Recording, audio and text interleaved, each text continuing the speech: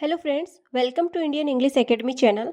मैं हूं ममता कुमार और आज मैं आपको बताने वाली हूं टाइम्स ऑफ इंडिया न्यूज़पेपर में सबसे ज़्यादा इस्तेमाल होने वाले 5 इंग्लिश वर्ड्स, जिनके सही प्रोनाउंसिएशन, मीनिंग्स, सिनोनिम्स, एंटोनिम्स और इजी एग्जाम्पल्स।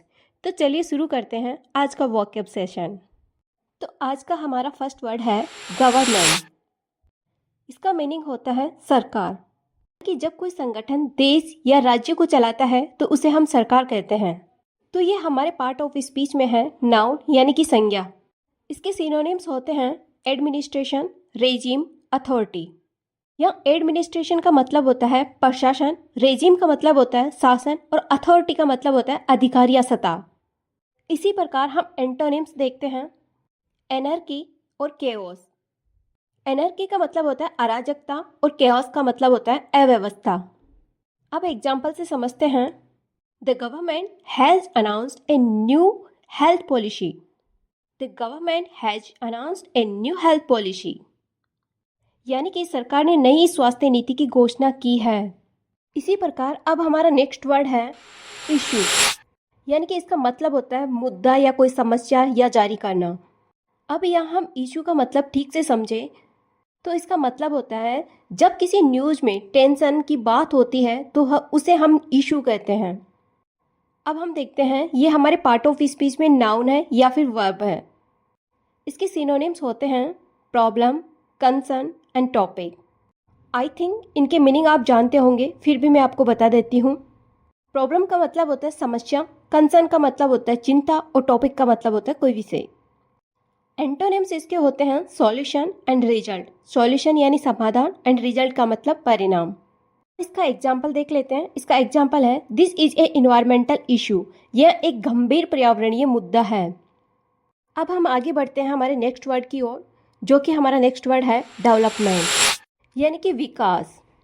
जैसे जब किसी चीज़ में सुधार या बढ़ोतरी होती है तो उसे हम क्या कहेंगे, डेवलपमेंट। ये हमारे पार्ट ऑफ स्पीच में नाउन है। इसके सिनोनिम्स होते हैं growth, progress and advancement. Growth का मीनिंग होता है वृद्धि और प्रोग्रेस का मतलब होता है प्रगति और एडवांसमेंट का मतलब होता है उन्नति। इसके एंटोनिम्स होते हैं डिक्लाइन और stagnation.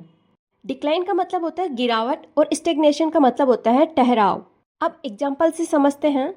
Urban development is increasing rapidly, यानी कि शहरी विकास तेजी से बढ़ रहा है।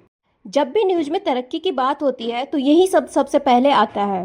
अब हमारा नेक्स्ट वर्ड है रिपोर्ट, यानी कि जानकारी देना। ये हमारे पार्ट ऑफ स्पीच में नाउन या वर्ब है।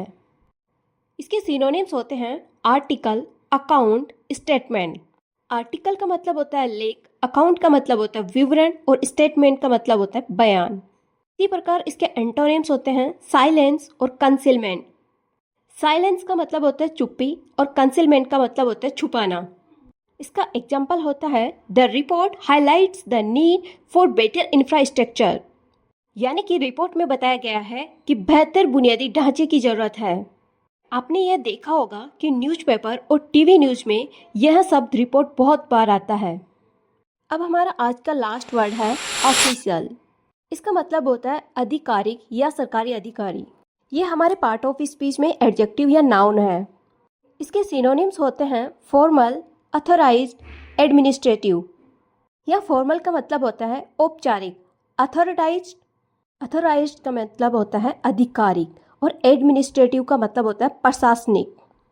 अब इसके एंटोनिम्स देखते हैं।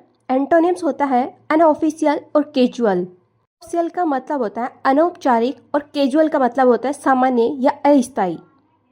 अब एग्जाम्पल से समझते हैं। The official statement was released yesterday. आधिकारिक बयान कल जारी किया गया था। जब भी सरकार या संस्था की तरफ से कोई बयान आता है तो वो ऑफिशियल कहलाता है। तो दोस्तों, ये थे टाइम्स ऑफ इंडिया न्यूज़पेपर में सबसे ज़्यादा इस्तेमाल होने वाले 5 वर्ड्स। मैं उम्मीद करती हूँ कि इस वीडियो में आपको इन शब्दों को बेहतर समझने में मदद की होगी।